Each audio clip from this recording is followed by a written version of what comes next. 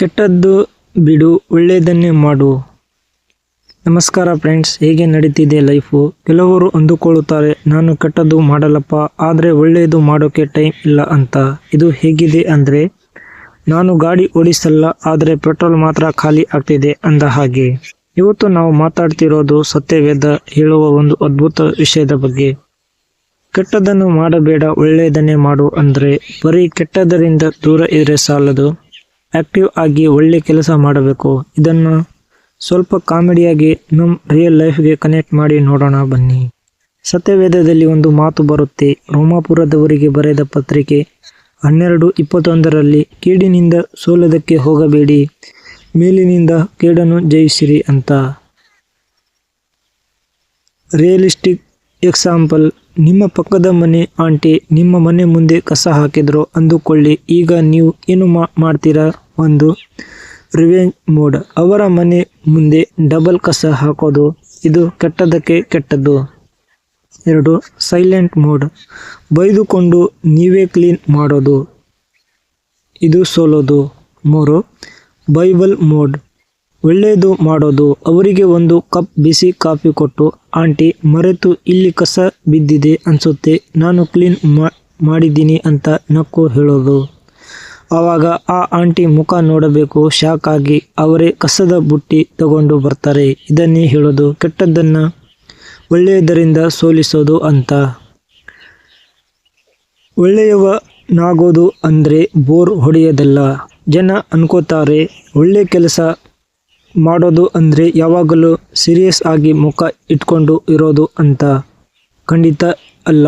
ಯಾಕೋಬ 4:17 ಹೇಳುತ್ತೆ, ಒಳ್ಳೆಯದನ್ನು ಮಾಡಬೇಕೆಂದು ತಿಳಿದಿದ್ದರೂ ಮಾಡದವನಿಗೆ ಅದು ಪಾಪವಷ್ಟೇ. ಒಂದು ಸಣ್ಣ ಕಾಮಿಡಿ ಸನ್ನಿವೇಶ. ಬಸ್ನಲ್ಲಿ ಒಬ್ಬರಿಗೆ ಸೀಟ್ ಬಿಟ್ಟು ಕೊಡಬೇಕು ಅಂತ ನಿಮಗೆ ಗೊತ್ತು, ಆದರೆ ನೀವು ಮೊಬೈಲ್ ನೋಡೋ ಥರ ಆ್ಯಕ್ಟಿಂಗ್ ಮಾಡ್ತೀರಾ. ಸತ್ಯವೇದದ ಪ್ರಕಾರ ಇದು ಕೂಡ ಮಿಸ್ಟೇಕ್ ಅಂತೆ. ನೀವು ಒಳ್ಳೆಯದು ಮಾಡೋಕ್ಕೆ ಸಿಗೋ ಸಣ್ಣ ಚಾನ್ಸ್ ಕೂಡ ಬಿಡಬಾರದು. ನೋಡಿ ಬಾಸ್, ನಮ್ಮ ಲೈಫ್ ಅಂದರೆ ಸ್ವಿಗ್ಗಿ ಡೆಲಿವರಿ ಥರ. ನಾವು ಏನು ಆರ್ಡರ್ ಮಾಡ್ತೀವೋ ಅಂದರೆ ಏನು ಕೆಲಸ ಮಾಡ್ತೀವೋ ಅದೇ ನಮಗೆ ವಾಪಸ್ ಸಿಗುತ್ತೆ. ನೀವು ಬೇರೆಯವರಿಗೆ ನಗು ಹಂಚಿದರೆ ನಿಮಗೆ ನಗು ಸಿಗುತ್ತೆ. ನೀವು ಬೇರೆಯವರಿಗೆ ಉರಿ ಹಂಚಿದರೆ ಅಸಿಡಿಟಿ ಗ್ಯಾರಂಟಿ. ಹಾಗಾದರೆ ಇದನ್ನು ದಿನನಿತ್ಯದ ಜೀವನದಲ್ಲಿ ಮಾಡೋದು ಹೇಗೆ? 1, ನಾಲಿಗೆ ಕಂಟ್ರೋಲ್. ಯಾರಾದರೂ ನಿಮ್ಮ ಬಗ್ಗೆ ಕೆಟ್ಟದಾಗಿ ಮಾತಾಡಿದರೆ ಅವರಿಗೆ ರಿಟರ್ನ್ ಗಿಫ್ಟ್ ಆಗಿ ಹೊಗಳಿಕೆ ಕೊಡಿ, ಅವರಿಗೆ ಕನ್ಫ್ಯೂಷನ್ ಆಗಿ ಬಿಡಬೇಕು. 2, ಸಹಾಯ. ನಿಮ್ಮ ಫ್ರೆಂಡ್ಸ್ ಪಾರ್ಟಿ ಕೊಡಿಸಿಲ್ಲ ಅಂದರೂ ಅವನಿಗೆ ಕಷ್ಟ ಬಂದಾಗ ನೀವು ಹೋಗಿ ನಿಲ್ಲಿ.